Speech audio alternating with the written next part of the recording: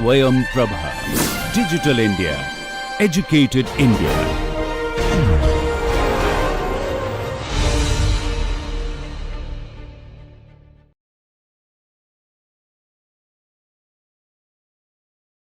So welcome to lecture number 32 of the Statistical Thermodynamics for Engineers. In this particular class, now we are going to look at, we started looking at the vibrational spectrum, and we know the fundamental vibrational frequency that is associated. Now we are going to look at what happens to the, and we also saw that this fundamental vibrational wavelet leads to the knowledge of the bond strength for a diatomic molecule. So, but however, we also know that if you are dealing with homonuclear diatomics, okay, because the oscillations, the vibrational transition leads to radial gradients in the electric dipole moment during the harmonic oscillation. So generation of such moments or such gradients are impossible for symmetric molecules, which is in this case the homonuclear diatomics, because they are symmetric and they offer no spectral signatures owing to the molecular vibration. Now we also note that WE is much greater than DE. Okay, so we might expect that the excessive energy accompanying vibrational motion,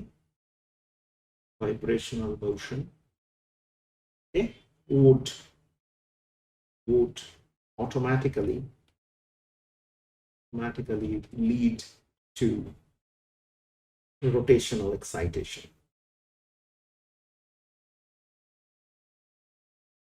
Okay, rotational excitation. So if we now actually employ a spectrometer with a very high resolution, we see actually not one single line, but a multitude of lines when we are doing the spectroscopy. So let us look at one such spectrum. So let's say this. Okay, and if you look at it, it will resemble something like that. So this is in a wave number or centimeter inverse this way. Okay, this is the central, which is basically omega E. Now here you will see a kindred of lines. Here we will see another set of lines. Okay, so this is called the P branch. We'll come to that, what they are. This is called the R branch. And this is omega E. Okay, so if you employ a spectrometer with a very high resolution, a high grating, you will find that there is no one single fundamental line like the one here, but you see a kindred of lines, okay, as indicated by this particular figure. Okay, rather two groups of lines. This is one group, this is the other group. Okay, on the both sides of the fundamental wave number. Okay, the group of lines at lower wave numbers. So these are group of lines, lower wave number, which means higher wavelength. They are called the P branch, while this, okay, which happens at higher wave number, but lower wavelengths. Okay, so this is called the R branch. It's called the P branch, and this is called the R branch. Okay, the tip between the two branches is still centered around the vibrational wavelength. However, simultaneous excitation of rotational motion eliminates this anticipated vibrational frequency in favor of the replacement signatures on both sides. Okay, so simultaneous excitation of the rotational motion eliminates this fundamental frequency. That's what we mean. Okay, so let us do something called Ro-vibrational spectroscopy, which is also called the Simplex model. Okay, so in the simplex model, the vibrational and the rotational energies must be additive. Okay, so a diatomic molecule can actually never undergo vibrational motion without also undergoing rotational motion. So a diatomic molecule, okay, can actually never undergo okay, vibrational motion okay, without undergoing rotational motion. Okay, and the rotational and the vibrational energies must be additive, therefore producing the Ro-vibrational spectrum. So the Ro-vibrational spectrum is given as this RV. This is RV. You have V prime, V double prime, omega E plus J prime into J prime plus 1 minus J double prime plus 1 into. Okay, so this is like a conjoined a rigid rotor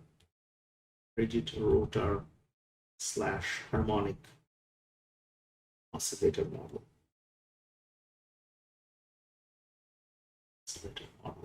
Okay. Again, the single prime and the double prime refers to the upper and lower vibrational levels respectively, and it is used even when used to identify the rotational quantum numbers within each vibrational band. So for this simplex model, okay, the selection rules are still the same. Okay, still the same. Okay, so we obtain two separate cases corresponding to delta J plus minus 1, whether for absorption or for emission. So for clarity, okay, we can draw a diagram like this. So let's put the vibrational in right. So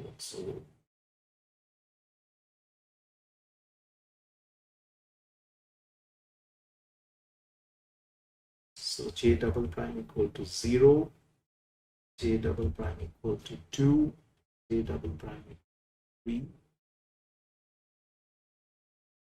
Okay. And then of course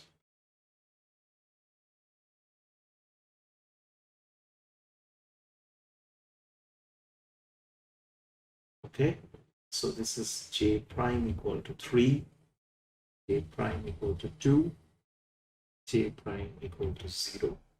Okay, and this is V1. Okay, so this is a typical thing that you have. So the allowable things, if I put it properly, J2, J3, okay, J1 to J2 allowed. Of course, J0, J1 is also allowed.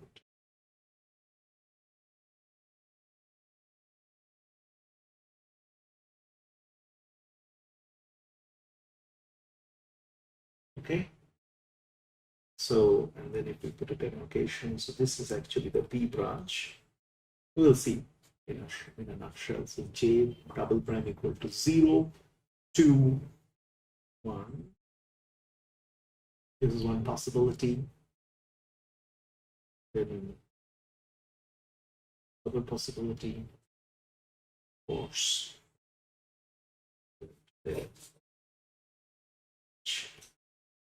is the third possibility. So this is how a typical Ro-vibrational spectrum would actually look like. Okay, so P branch refers to the case for which J double prime. So P branch actually refers to the case where J prime is equal to J double prime minus 1, where R branch refers to the case where J prime equal to J double prime plus 1. Okay, plus 1. Okay. So these are the two corresponding spectral lines. Okay, so using this particular situation, okay, so the wave number for the P branch is omega E minus 2BE J double prime equal to 1, 2, 3, da da da. Okay. Then of course you have the R branch, which is omega E plus 2BE J double prime plus 1. This is utilizing the substitutions, and J double prime is equal to 0, 1, 2, da da da. So the spectral line spacing,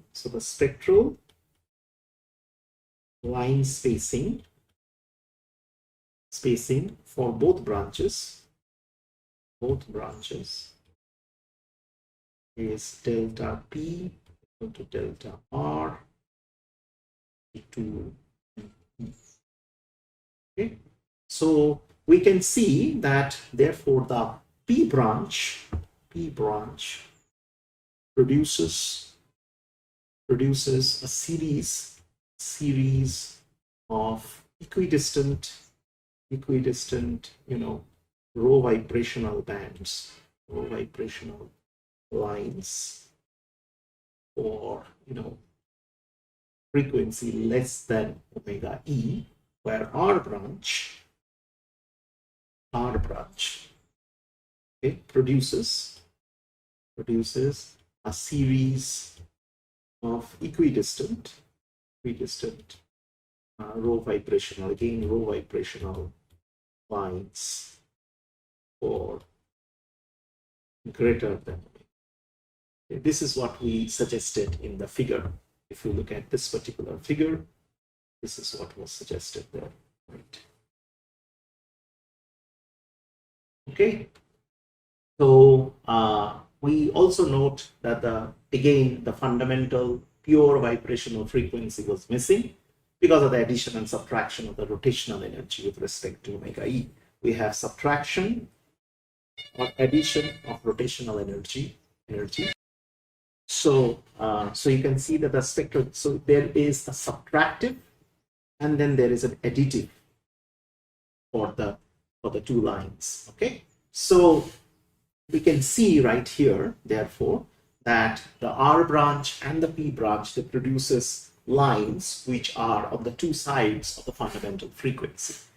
Furthermore, because low vibrational spectroscopy encompasses both vibrational and rotational motion, if we just do a least square fit of the spectrum, which we saw in figure 7.2 in the book, or the spectrum that we showed over here, okay, the P branch and the R branch of the spectrum, okay, so they would actually give us both the bond strength and the bond length. So if we determine BE and WE, we can calculate both the bond length and bond strength. Okay, we can calculate both the bond length and the bond strength. From a more practical perspective, when discussing a particular low vibrational line, we must be able to describe it in an unequivocal fashion. As a result of that, we have developed this rigorous notation. Rigorous notation is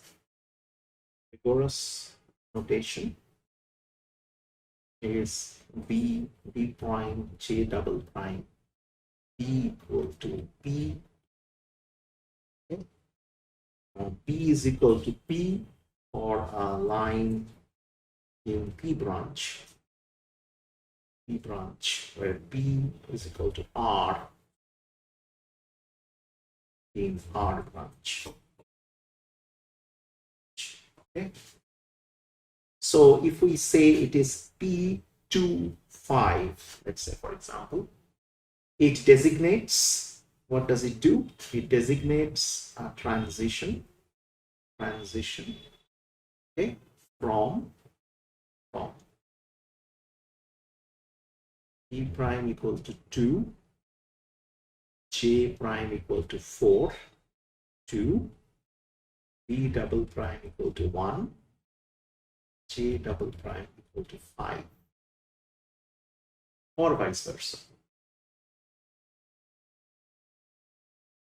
Okay. Similarly, if we write R1, 5, this designates a transition,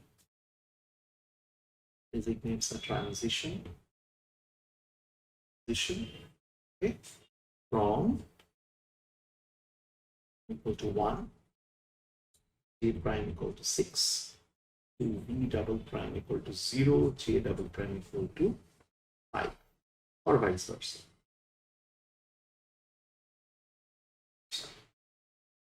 Okay, so this is what a P line should look like, a sample. This is what an R line should look like. So this is more for a rigorous notation, okay, of the Ro-vibrational spectroscopy that we see over here.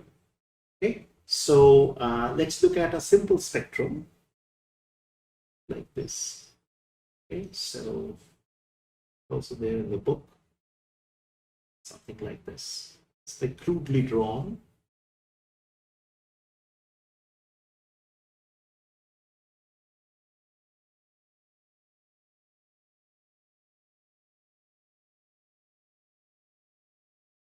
It's also given in the book. These are very sharp lines actually. Okay, the little bit of a width of the lines we will state later why they are so. This is the P branch, the R branch designates, V equal to 0 to 1 transition, okay, for gaseous HBr. Okay. So this is the P branch, this is the R branch, and this is where the fundamental will kind of lie. Okay. So these are on the both sides of the spectrum. Okay. So the only lacunae here is that the Simplex model understates the inherent complexity of combined rotational and vibrational motion. So if you look at that, at this particular infrared spectrum, which is figure 7.4 in the book, okay, you will find that there is no, consistent with the Simplex model, there is no pure vibrational line. Okay. The variations in line intensity again reflect analogous differences in rotational population. Okay. However, in comparison, if you look at the results, the spacing between the lines drops as we move within the P branch closer to the fundamental frequency or fundamental wave number, and this spacing rises in the R branch as the frequency approaches the fundamental frequency. So its Simplex model cannot really reproduce the X because the lines are supposed to be equidistant. So it cannot really reproduce the actual positions for the various transitions in the Ro-vibrational spectrum. So this general result underscores the limitation of this combined rigid rotor and harmonic oscillator model. So given this outlook, we need a more realistic model for the combined vibrational and rotational motions of a diatomic molecule. So if the HBr spectrum, so just to formally write, spectrum indicates that, okay, the spacing, and this is also figure 7.4 in the book, spacing between consecutive spectral lines, okay, within P branch drops as we approach, the frequency approaches the fundamental. Similarly, within R branch, this spacing rises as this approaches. Okay, so the simplex model cannot reproduce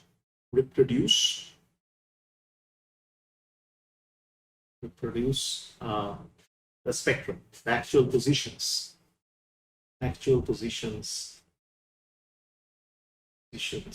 okay, for various transitions, okay,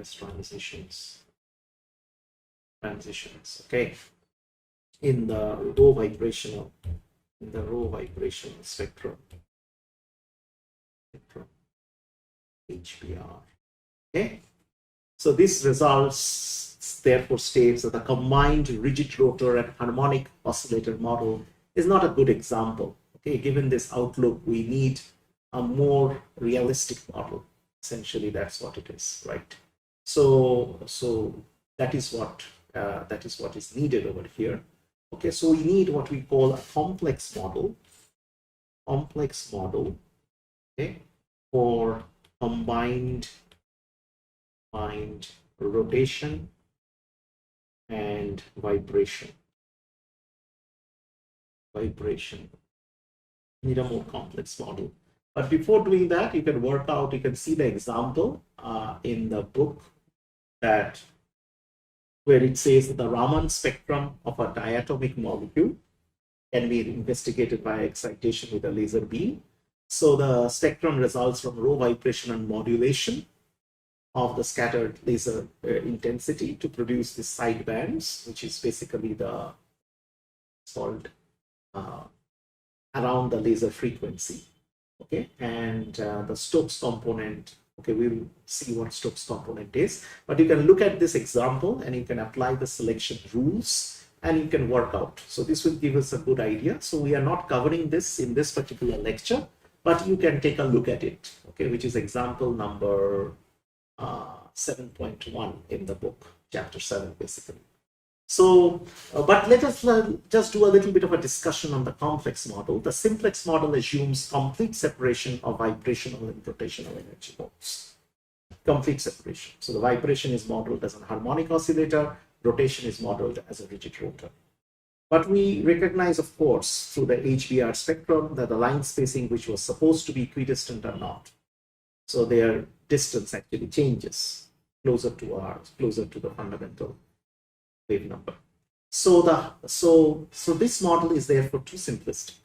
We also saw that the harmonic oscillator was a good approximation of the Morse potential only at lower vibrational energies, right, towards the well.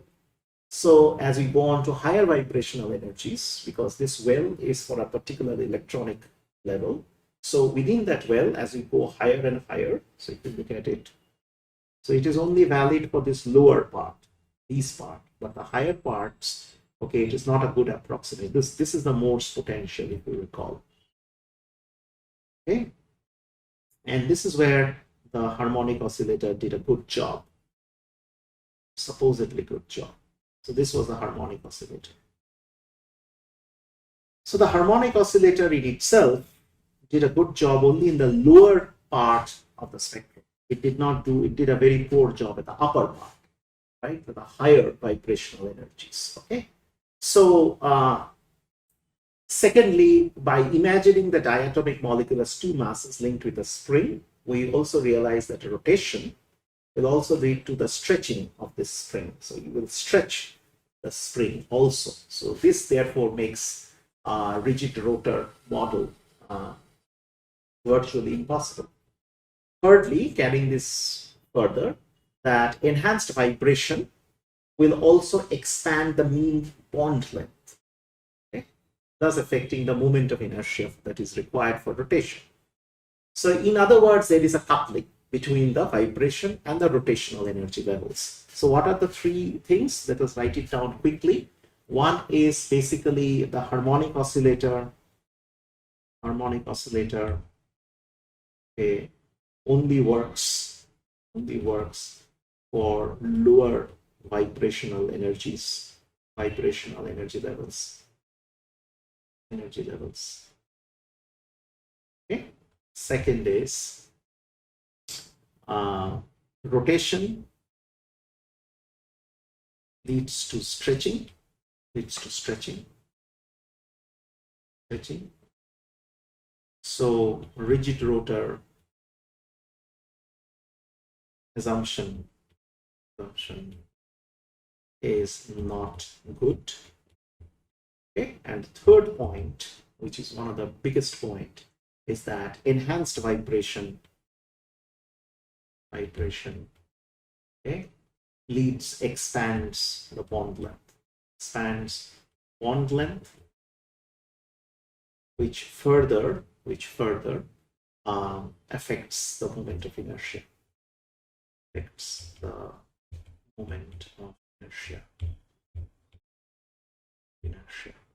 Okay, so there is coupling between rotation and vibration, which is what we need to address. There's inevitable coupling between rotation and vibration, which is exactly what we need to clarify in the next lecture. Thank you.